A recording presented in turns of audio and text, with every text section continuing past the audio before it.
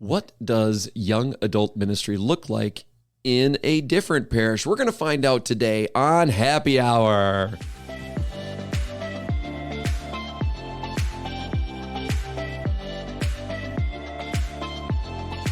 Welcome back to Happy Hour, our podcast for young adults here at the Cathedral of the Most Sacred Heart of Jesus. I'm Rick, and boy, do I have a special guest that I am super excited. And, this is our first podcast, so this is going to be, that was magical. Did you hear the magic? I did. Oh, wasn't that great? Yes, so I have with me in studio today Colleen, who... I'll let her introduce herself, so I don't give anything away. But Colleen is at a different parish, and we're going to talk about why she's even here doing this podcast, what is upcoming, what is exciting. There's so much stuff. But first, welcome, Colleen. Thank you so much. I'm happy to be here. First podcast. Very first, yes. You know what? You already sound like a pro. Oh, well, thank you. Well, yes, absolutely. So why don't you give us a little lowdown on who you are, okay, what your role is at your whatever parish you're at, because I haven't said it, and how long you've been there, all that kind of fun info. Okay, sounds good. I am at St. Patrick Parish in Morristown, Tennessee, East Tennessee. I've been at the parish in one capacity or another for about 15 years. And right now I'm wearing a lot of hats. I'm actually titled as the parish general manager, but I'm also working with our youth ministry, young adult ministry, and an adult faith formation. Wow. So I'm involved in a lot, but I'm excited. We have a really wonderful parish. That's awesome. Hopefully you have a bit of a team with you too. I do. Okay, good. Yes. Before COVID hit and our numbers were, much bigger. Yes. We had about 60 people on our youth ministry team. But we had about 270 kids come in on a Wednesday night. So unbelievable. It was a beautiful thing, and we're growing back up to that. That's good. So were you involved with youth ministry straight away? Like, have you been involved? Has your hand been in that for 15 years? Pretty much. I started out part-time just doing activities for middle school. Oh, okay. So we would do field trips and little events at the church. So I just started out part-time with that, and it grew into relational ministry for middle school and high school part-time, and then that grew into a full-time position, and then the office manager left. They said, "Hey, you can manage stuff." Yeah. So. Isn't that? It's so funny when you work for the church. Now, I've worked for the church for 26 years now, and so I understand sometimes the variety of hats, because we don't always have all the resources. We don't always have all the people that are there. Correct. But we do our best, yes, right? The Lord gives us what we need. Oh, amen. And he doesn't give us what we don't need, which I was just doing a reflection on. I'm trying to remember if it was one of my weekly, I think it was one of my weekly reflections. But so, a lot of times we pray and it's about staying fervent in prayer. Why? Why do we have to keep asking? Oh, that's what it was. It was the reflection, I think, for this coming Sunday, because we get the Our Father in this Sunday's gospel. Mm-hmm. And Jesus tells us a story about a man who doesn't have bread, goes to his friend, but it's late at night. So the friend makes excuses as to why he can't give him any bread. My kids are sleeping, all these things. I'd probably do the same thing. But then Jesus says, the man who was given excuses will eventually give the bread to his friend, maybe not even out of friendship, but because of the persistence of the friend asking. And I thought, well, let's talk about that. Yeah. I thought, well, when we ask God, a lot of times when I pray, I don't know about you, you're probably a way better Christian than I am, but when I pray, I pray a lot for things that I want. Sure. And I've been told, though, you're supposed to pray. But if we're consistent in that prayer, then a couple of things happen. Number one, if the Lord wants you to have it, it's going to happen. But if he doesn't, he's going to let you keep praying for it too. And eventually, for me, the realization comes about is, oh, yeah, maybe I don't want to win the lottery. Maybe, most of the people that win the lottery are bankrupt in 2 years, and their lives are never the same, and their relationships have changed. I don't want to win I don't want to win it. Be careful what you wish for. Yeah, Yes. and I think that's why it's so brilliant, why we're persistent in our prayer, because you keep praying, I think you alone will start to realize, oh, that's a terrible prayer. What am I doing? I'm asking for that. So persistent in prayer, I love that a lot. Yes, I think that's good. Now in our ministries, boy, do we have to have that. Yes, We're faced with a lot of challenges, but also a lot of opportunities to grow and help others grow. Absolutely. I'm assuming that's why you probably got into ministry, right? Yeah. When you went to college, I did. Where did you go to college? I went to San Diego State. Ooh. Yes. Okay. You're talking California. Yes. Southern California. Now, Yes. being a Southern Californian native, Did not know that. yes, born in Ventura, kind of Okay. by Los Angeles. Yes. I have a little preference for California. Yes. I wouldn't live there ever again. Yes. It's expensive. It's a lot expensive. But I enjoyed my time there. And now, when you went to college at San Diego State, what did you major in? I majored in economics. Oh, clearly youth ministry work. That's excellent. That's funny. Economics. Yes. What were you going to do in another life? I don't know. I just enjoyed the topic. I've always thought of it as the psychology of money. Oh. Why people do what they do based on money. I like that. So I think you could probably weave that into theology and lots of other things that are important in our lives. Of course. But yeah, it was a very interesting topic. So yeah, it's one of those majors that unless you have a doctorate in it, there's not a specific path. I wasn't going to become an economist. But, I hear you could be a professor at San Diego State University in economy, though. probably. That's funny. But anyway, it just is what, I don't know, just was my interest at the time. Yeah. So, yeah. And so then you went to college. Did you move to Tennessee then, or what? How did you get here? Let's see. I moved after college is when I got married, Okay. and he was in the Navy, and so he had just been transferred to Virginia Beach. Oh. So we moved to Virginia Beach. Okay. And we had our 4 kids in Virginia Beach, and then his parents retired to East Tennessee. So when he retired from the Navy, it was about 15 years later, we moved to Tennessee. Wow. So yeah, it's beautiful here. I just love it here.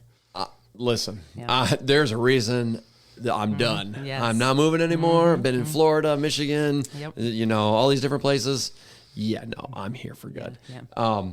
So you had 4 kids.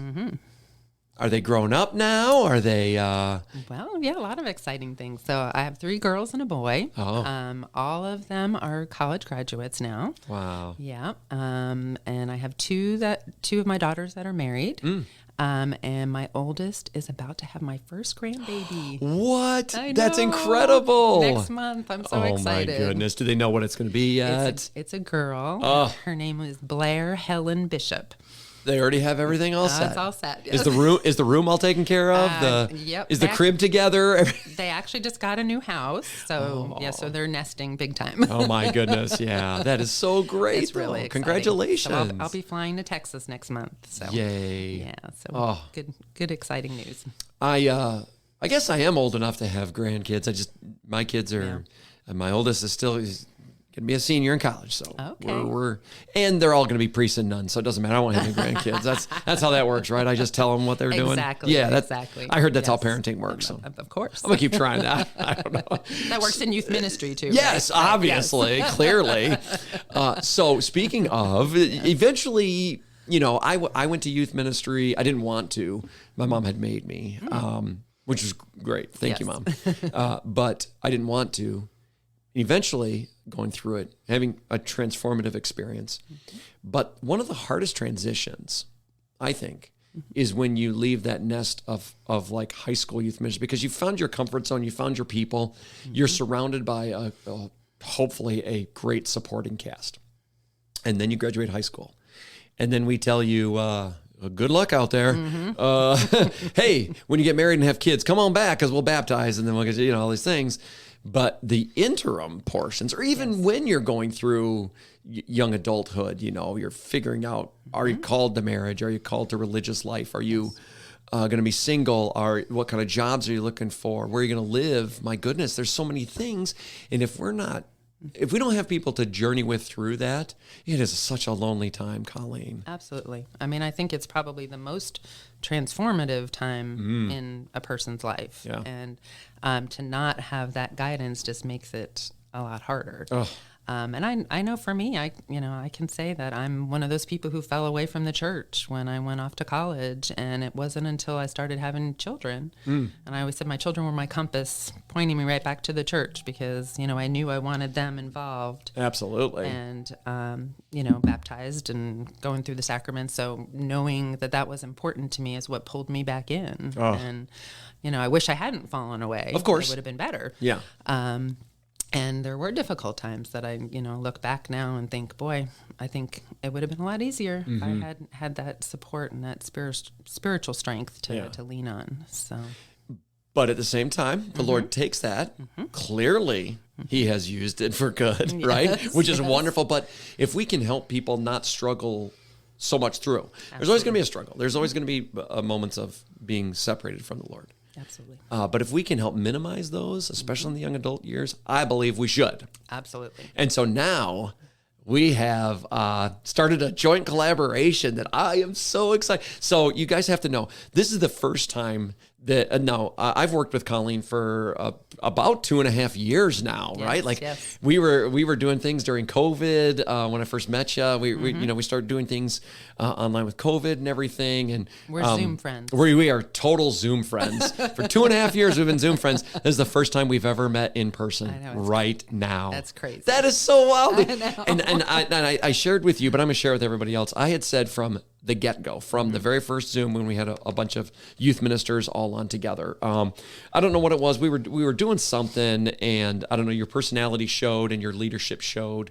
And I had said right from the get-go, I said, that Colleen is one that I want to work with. That's one I can work with. That's one I want to work with someday. And I just laid that in the Lord's hands. And here we go. 2.5 years later, we are entering a joint union of young adult ministry, which is going to be phenomenal. So a lot of listeners, maybe some listeners don't know, but we're part of the Young Adult Initiative through St. Meinrad, which is in Indiana. It's our seminary where we send a lot of our seminarians here in the diocese to, and they get formed there. Well, they have a lot of different outreaches there. One of them is they get funded by the Lilly Endowment, and they've created this young adult initiative.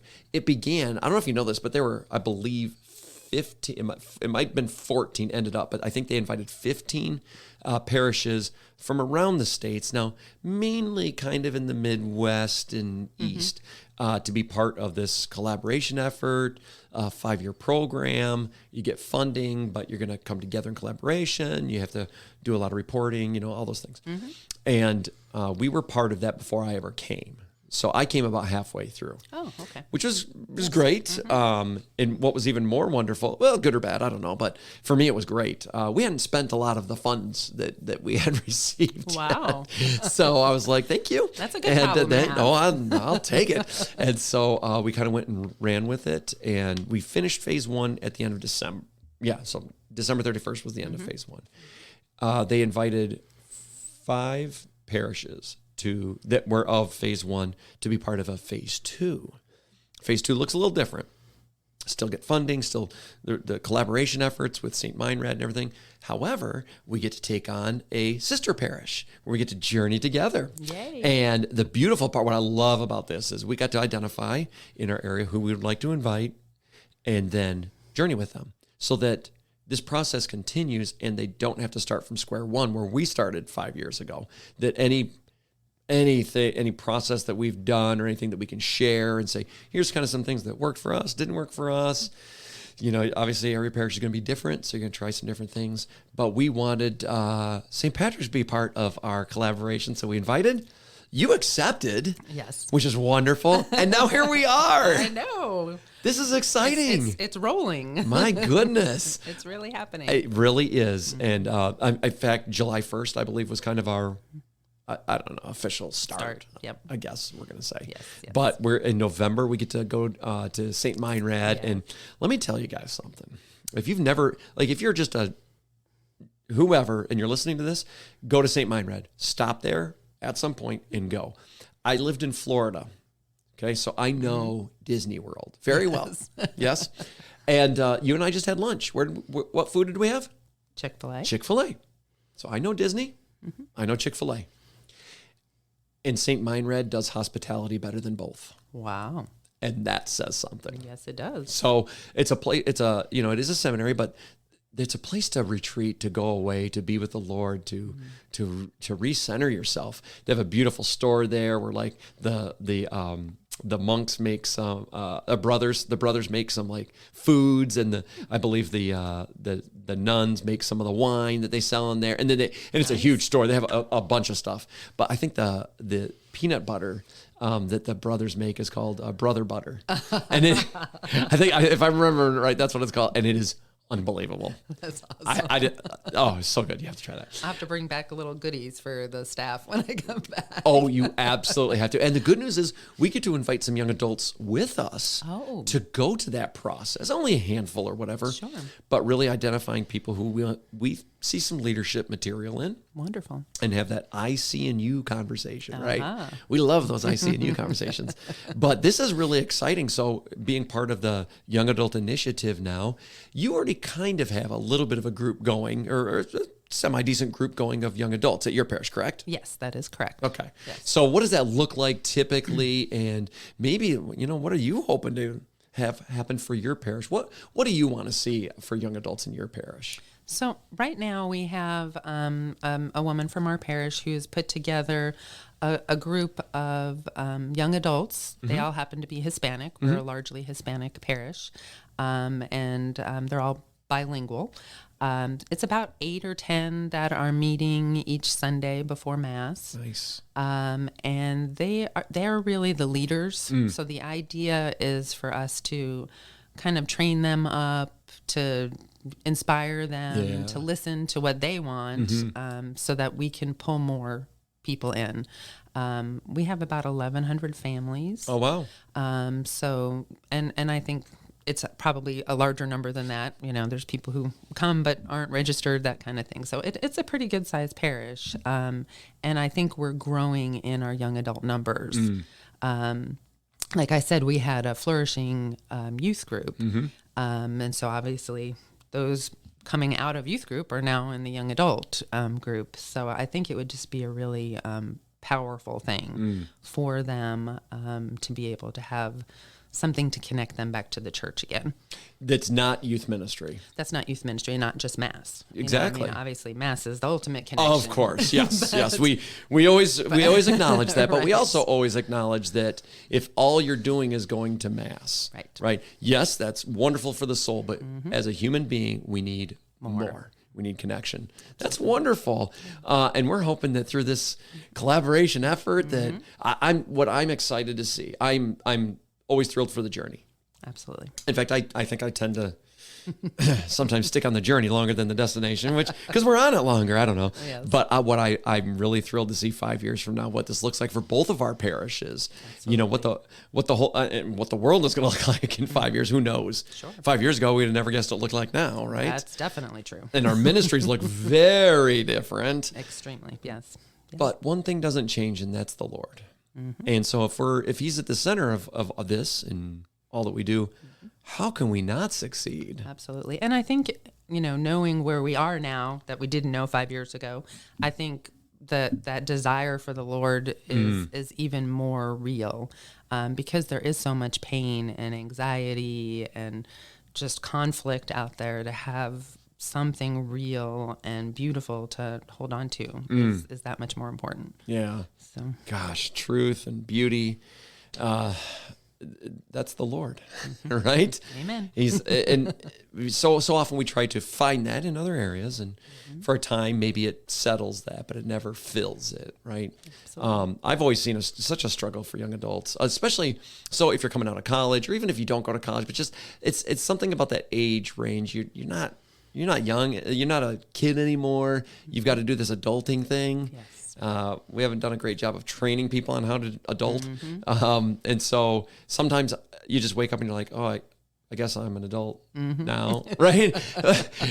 I've had so many young adults express that sentiment to me. I just woke up one day and I realized, I guess I'm an adult. Right.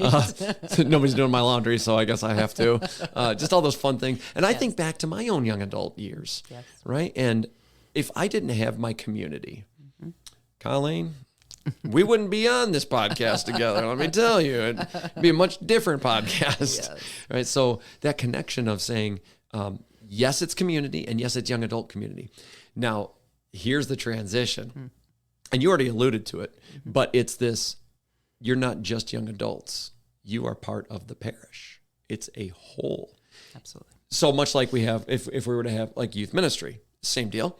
You're youth, you're in ministry, but you're part of the parish. And so one of the fears, and this even applies to young adults, and I'm sure you've heard the phrase, I hate it, I can't stand it. Everybody knows if you say this to me, I'm triggered right away, and that is, the youth are the future of the parish. They're the future of the church. What a false statement that is. Can it be true? Sure, it's possible that that's true. But I'm also the future of and I'm nowhere near a youth.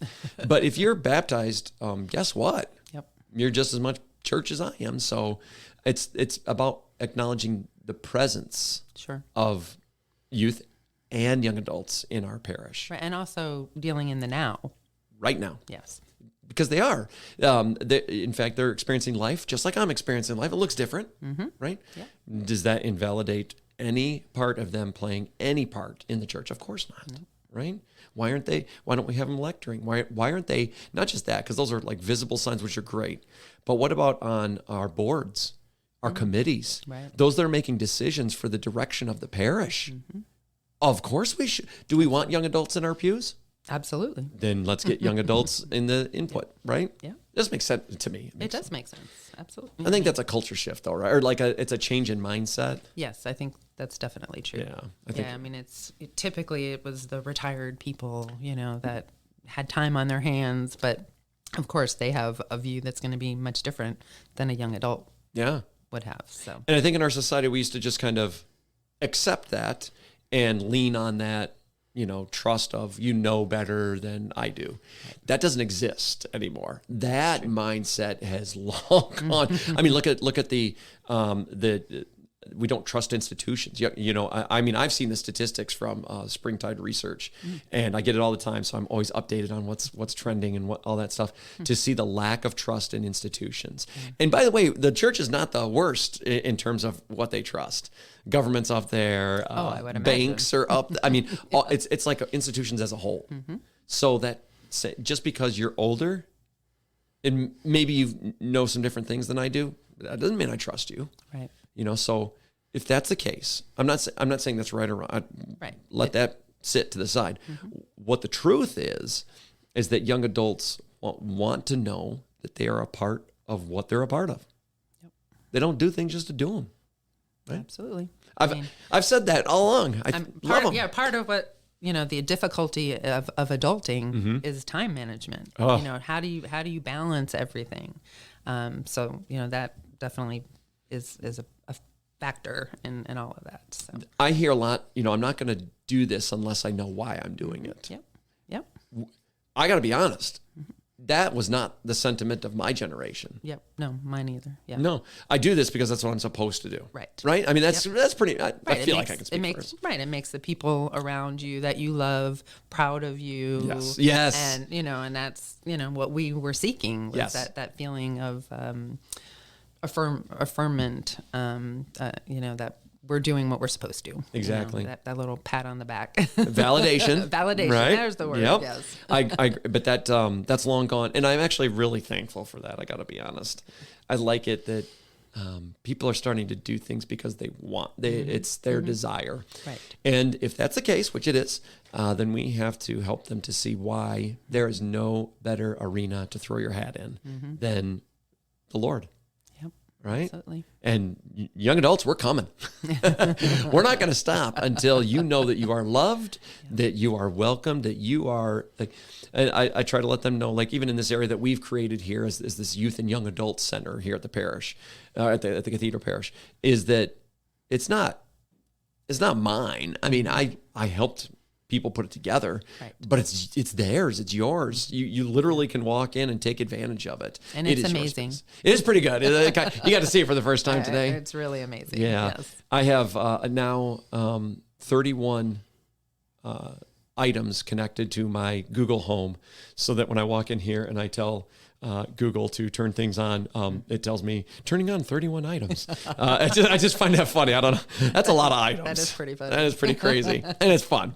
All right. We are nearing the end, and there's so much. We're going to have more time to talk and unpack stuff. And we'll keep everybody updated as well on kind of where we're at, Absolutely. where the collaboration's at. Maybe we'll share some stuff that we've failed at.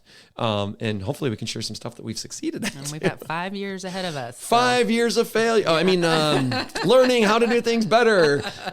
Because I always say that because I think if you're not, I like to take some risks. I think you have to take risks. Absolutely. And I'm not saying I always take the right risks. Sometimes some of the stuff that I think is going to be wonderful is a complete and utter failure.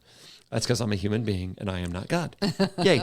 But when I am in tune to God and I do take risks, more times than not, if we're really focused on what the Lord wants us to do, it's good. We're good. We're doing the right things. So Yeah. we're excited about that. And I, like you were saying, in your failures is where you find the path. It points you and says, "Oh, yep, you got to move over." Yep. Hey, That wasn't it. You've done this wrong 10 times. How about you try it the right way this time? Yeah, that's so much how I feel.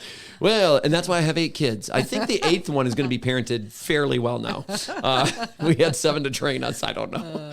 I always like to do a segment towards the end, some rapid fire questions. Okay.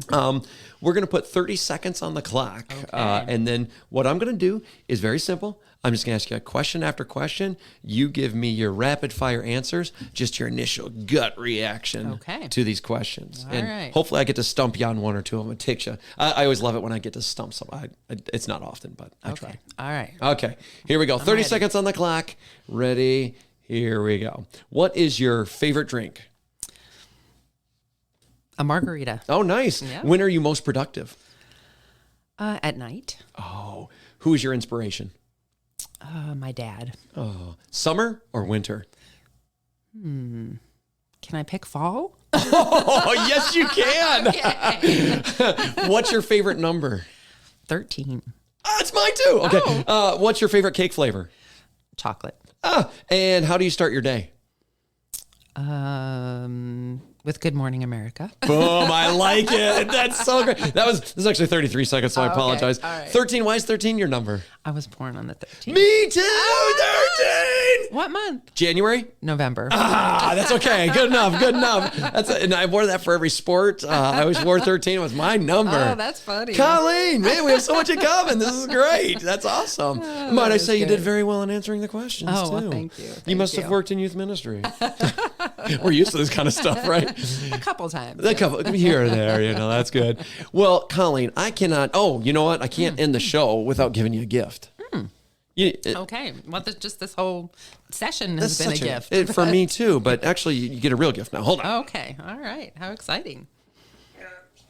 Okay, I know it's a long time coming, but I found my gosh. Cherry Zero Coke for you. Thank you so much. This I is my remember favorite. we were back. Gosh, Yes. this is over a year ago. you're You so had mentioned on a Zoom call. I don't know how we got on it. Something about Cherry Zero, and you said you can't find it anywhere. And I always put that in the back of my head. I said, when I find it, I'm gonna get it. I'm gonna give it to her. And That's awesome. today's the day. And so I get to think of you every time I have one of these. yes, good or bad, you're gonna think of me. It's gonna be one or the other. Oh, it will be good. All good. Well, thank you so much for joining us, Colleen. You. What a This- pleasure. This has been a pleasure. And I'm just so excited about this journey coming very soon. And it's going to be amazing. I could not agree more. And hey, listen, if you're listening to this and you know someone that needs to listen to this, forward it to them. You can share this. Please like, subscribe, all those things that everybody tells you to do to help the channel. We really appreciate it. But thank you, young adults of our parish and all those listening, but especially our young adults. We hope you know that you are loved, that you are cared for, and that this is your home. We will see you next time on Happy Hour.